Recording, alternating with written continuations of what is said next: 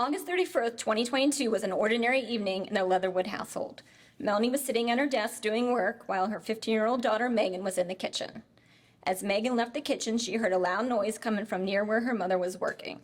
At first, Megan thought the noise was her mother dropping something or trying to trick her. Megan and Melanie have a strong bond and are very close and will often joke around with each other. When Megan turned around, she saw her mother lying on the floor. As Megan approached her mother, she quickly realized something was not right there, and there was no joke being played. Melanie was unresponsive, and Megan immediately called 911 for assistance. The call taker who answered the call helped Megan assess her mother, and when it was determined that Melanie was in cardiac arrest, the call taker walked Megan through providing chest compressions until the arrival of Montgomery County Fire and Rescue. Montgomery County 911, what is the address of the emergency? My mom, she just fell out of her chair. I don't know. She's not moving or anything. She's moving her head, but I don't know. Okay. What is? I don't know. I just see her eyes open. Is she breathing? Kinda. Yeah, I think so. She's just I don't know how to explain it. Okay. Is she responding to you? No, she's just still laying there. Okay. Okay. I want you to lay her flat on her back and remove anything under her head. I need you to do a great job so far. Okay. Okay. Tell me when she's on her back. Okay, I had her on her back. Okay, can you see or hear any breathing? No, not really. Oh my God. Okay, we're going to do chest compressions if you're not sure. Okay. I'm going to tell you exactly what to do. Place the heel of your hand on the breastbone right between the nipples. Put your other hand on top of that hand. Okay, pump the chest hard and fast at least twice per second and 2 inches deep. Let this chest come all the way up between pumps. We're going to do this until help can take over. Count out loud so I can count with you. First to arrive on scene was the crew from Medic 701. When they arrived in the apartment, they found Megan performing CPR on her mother. Paramedics worked quickly to place the patient on the cardiac monitor, establish vascular access via an IO, place a nasopharyngeal airway, and provide ventilations via bag valve mask, while firefighter Farrell resumed chest compressions.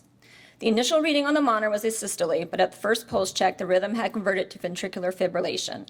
The crew defibrillated Melanie and resumed compressions.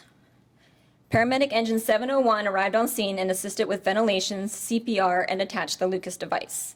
At the next rhythm check, Melanie was still in ventricular fibrillation, so another shock was delivered, followed by CPR. This continued for the next 2 rhythm checks until about 12 minutes after high-performance CPR, Melanie began to have spontaneous respirations and strong carotid pulses were present. While on scene, 1 liter of lactated ringers, 4 shocks, and 3 doses of epinephrine were administered.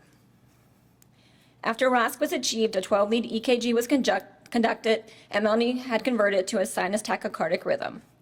The crews worked together to package Melanie for transport to the Holy Cross Hospital, while Captain DeMint comforted and communicated with Megan. En route to the hospital, a medical consult was conducted with Holy Cross via EMRC. Serial 12-lead EKGs were performed, ventilations were assisted via bag valve masks, and Melanie's condition and vitals were monitored. Upon arrival to Holy Cross, Melanie was transferred to the emergency room staff. Melanie was intubated and stabilized in the emergency room and then sent to the intensive care unit for monitoring and treatment. Melanie's condition continued to improve and she was able to be extubated on September 4th before being transferred to Washington Hospital Center to receive a cardiac catheterization and a cardiac MRI. Based upon these findings, it was decided she should have an internal defibrillator implanted.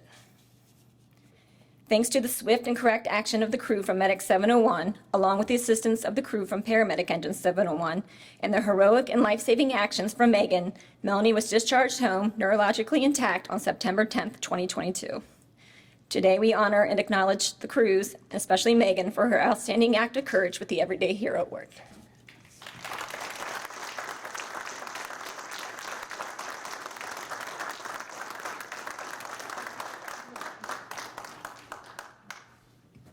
So I was been sitting here trying to figure out what I want to say. I couldn't think of anything other than thank you so much for being there to save me, for being there for Megan.